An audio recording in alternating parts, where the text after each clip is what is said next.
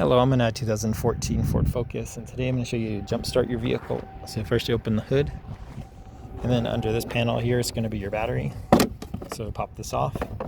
Here's your battery, and with your positive terminal and your negative terminal back there.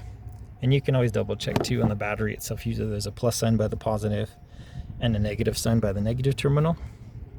But first, I would check for any corrosion that needs cleaned up on these terminals, which you can clean up with a good brush or rag. Next, I'd make sure these are all tight, which if they're loose, you can just kind of tighten them up so there's good metal on metal connection. And then next, with your jumper cables or jumper box, you'll take your metal clamps and you'll connect your positive directly to the positive here with as much metal contact as you can.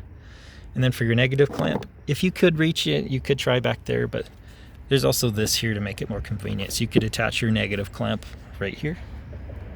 And if you're using jumper cables leading to another vehicle, make sure that the vehicle's turned on with the engine on.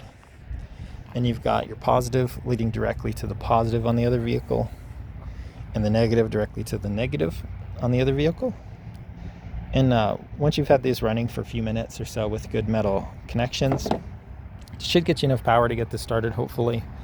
If you've been trying for quite a while and you're not having any success, you might need to replace this battery, which you can do by loosening these terminals. So you can remove the terminals, loosening the support bracket here, so you can take that off.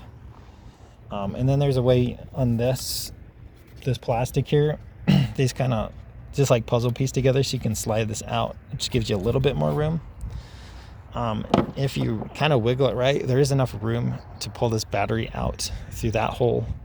If you're still having issues with that, you might need to remove this bezel as well, which is just kind of held on each end with these screws.